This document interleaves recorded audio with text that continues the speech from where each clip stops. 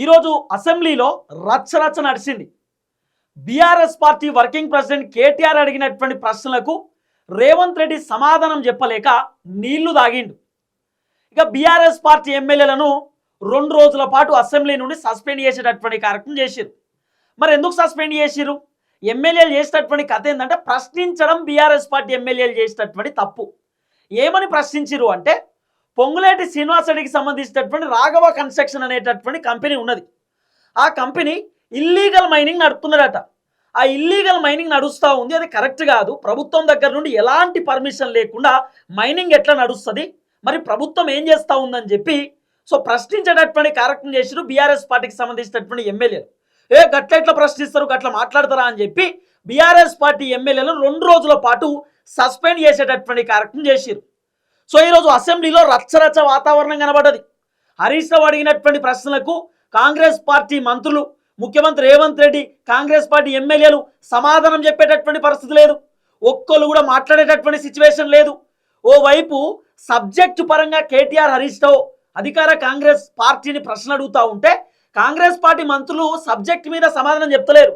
మేము ఒంటరిగా గెలిచినాం, మేము ఏక్ నెంబర్, మేము అద్భుతాలు చేసినాం, కాంగ్రెస్ అంటేనే అద్భుతం అన్నట్టుగా మాట్లాడే కార్యక్రమం చేశారు. అంటే వాళ్ళని వాళ్ళు పొగుడుకుంటున్నారు. మేము అద్భుతాలు చేసినాం, తెలంగాణను మొత్తం తీర్చిదిద్దుతున్నాం, తెలంగాణను మొత్తం భూకంపం బదులు కొడుతున్నాం, ఇప్పుడు తెలంగాణను మొత్తం అద్దపు తునకలేక తయారు చేసినామని చెప్పి డైలాగులు కొట్టేటటువంటి కార్యక్రమం చేస్తున్నారు. అసలు ఎక్కడ స్టార్ట్ అయింది పంచాయతీ? అసెంబ్లీలో ఎందుకు ప్రతిపక్ష పార్టీ ఎమ్మెల్యేలను అంటే సస్పెండ్ చేసిరు 2 రోజులు?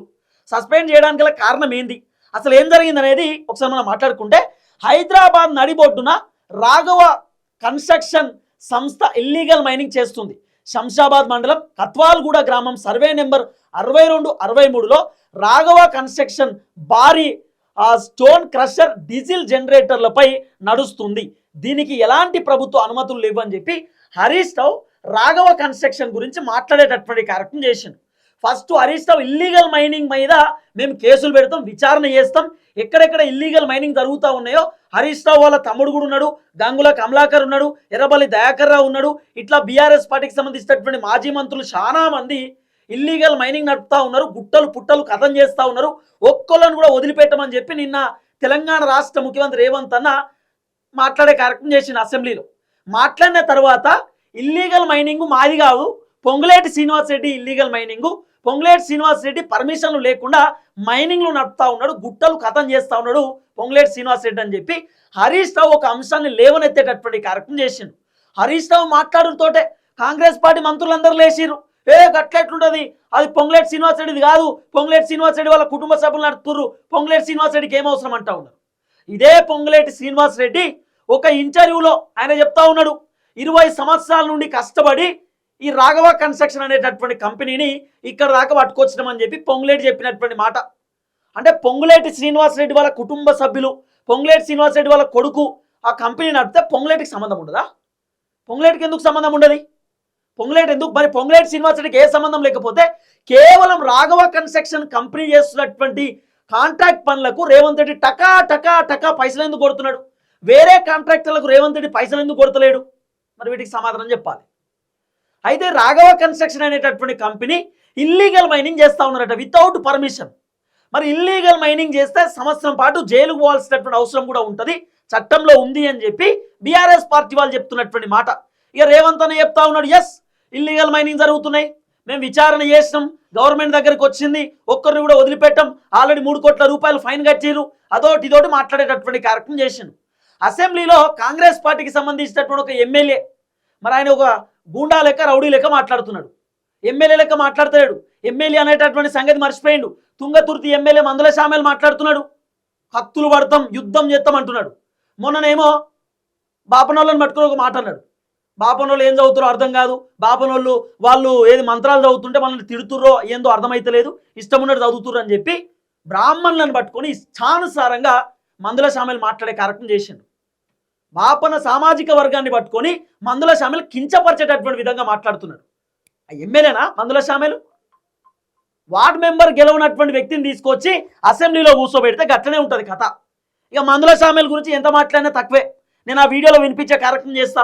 ఇక తెలంగాణ రాష్ట్ర ముఖ్యమంత్రి రేవంత్ రెడ్డి వెనకాల ఒక ఎమ్మెల్యేని లేపి, మా ఎమ్మెల్యే బాడీ బిల్డరు, మా ఎమ్మెల్యే తిప్పి కొడతాడు, మా ఎమ్మెల్యే ఉరికిచ్చి కొడతాడు అని చెప్పి మాట్లాడుతున్నాడు. ఏందన్నట్టు?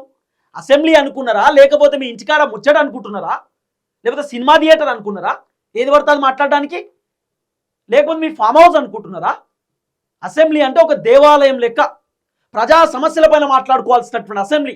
చాలామంది జనాలు మా సమస్యల గురించి రేవంత్ రెడ్డి మాట్లాడతాడేమో, మా సమస్యల గురించి ప్రతిపక్షం వాళ్ళు మాట్లాడతారేమో, మా సమస్యకు పరిష్కారం జరుగుతుంది, మా నియోజకవర్గం గురించి మాట్లాడతారేమో, లేకపోతే మాకు రావాల్సిన నిధుల గురించి మాట్లాడతారేమో అని చెప్పి చాలామంది పబ్లిక్ అసెంబ్లీ సమావేశాలు చూస్తూ ఉంటారు.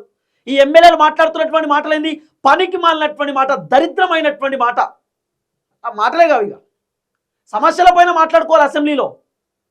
కానీ వీళ్ళు రాజకీయాలు చేస్తూ ఉన్నారు అసెంబ్లీలో. పనికిరాని ముచ్చట మాట్లాడుతున్నారు అసెంబ్లీలో.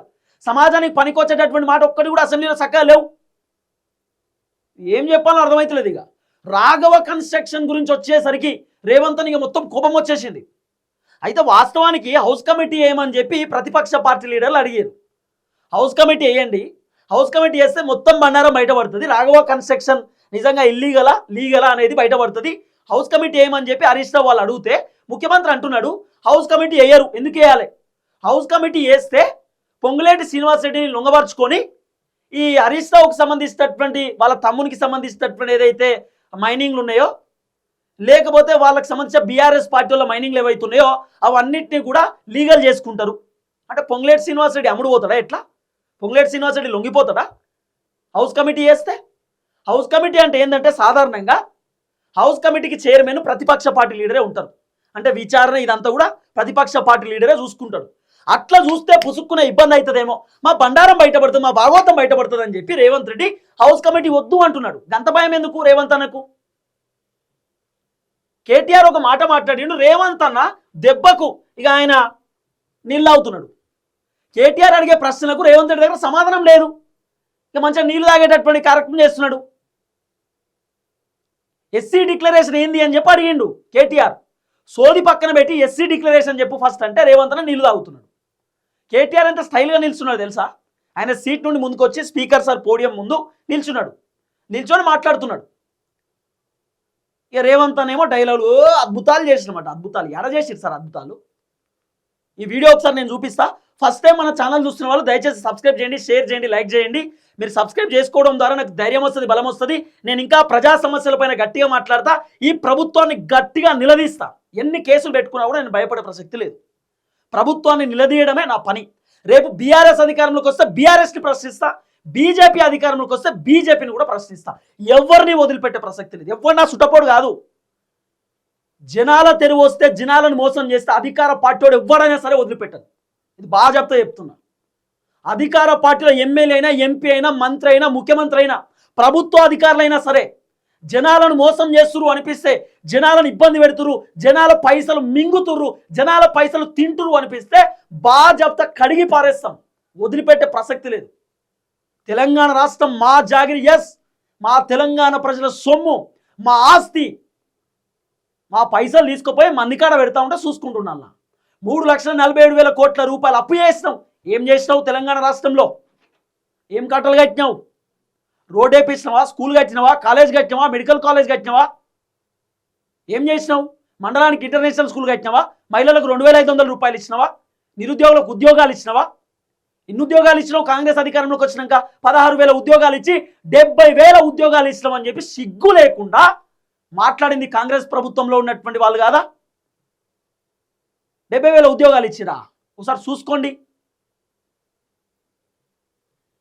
చూడండి ఒకసారి వీడియో. కేటీఆర్ మాట్లాడుతున్నటువంటి వీడియో చూస్తే మీరు పరేషాన్ అవుతారు. ఇక రేవంత్ అన్న నీళ్ళు తాగుతున్నాడు. రేవంత్ అన్న కేటీఆర్ అడుగుతున్నటువంటి ప్రశ్నలకు రేవంత్ అన్న నీళ్ళు తాగేటటువంటి కార్యక్రమం చేస్తున్నాడు. కేటీఆర్ అడిగే ప్రశ్నలకు సమాధానం చెప్పలేక రేవంత్ అన్న నీళ్ళు తాగుతున్నాడు ఆయనతో. ఎందుకంటే మన దగ్గర ఆన్సర్లు లేవు, ఆన్సర్లు సున్నా. మనకి ఏముంటుంది? సబ్జెక్ట్ లేదు, ఏదో చూసుకుంటాడు, మాట్లాడతాడు అంతే. ఎమ్మెల్యేల పేర్లు కూడా తెలియదు అన్నకు. ఏ టెంపుల్ ఎక్కడుందో కూడా తెలియదు, ఏ ప్రాజెక్టు ఎక్కడుందో తెలియదు, ఏ ప్రాజెక్టు ఎవరు కట్టినో తెలియదు. మొన్న ఆంధ్రప్రదేశ్ ప్రాజెక్టు గురించి చెప్తున్నాడు. ఆంధ్ర ప్రాజెక్టు మనదే అనుకున్నాడేమో. మరి ఆంధ్రాలో ఉన్నటువంటి ప్రాజెక్టు తెలంగాణకు లింక్ చేసి చెప్తున్నాడు. నల్లమల్ల అడవి తెలంగాణలో ఉందో ఆంధ్రాలో ఉందో తెలియదు అన్నకు. ఎంత గమ్మత్తుంటుంది. తెలంగాణ చుట్టూ 4 సముద్రాలు ఉన్నాయి అంటాడు. దేశంలో 29 రాష్ట్రాలు ఉన్నాయి. అసలు సముద్రం అన్నిటికాడు ఉన్నది కానీ తెలంగాణలోనే సముద్రం ఒడ్డు లేదంటాడు అన్న. అసలు విచిత్రం. ఏ ముఖ్యమంత్రో ఎక్కడ ముఖ్యమంత్రో అర్థం కాదు. నేను అబద్ధాలు చెప్తే మీరు కొట్టురు నెట్లో మస్తు ఉన్నాయి వీడియోలు, దండి ఉన్నాయి వీడియోలు.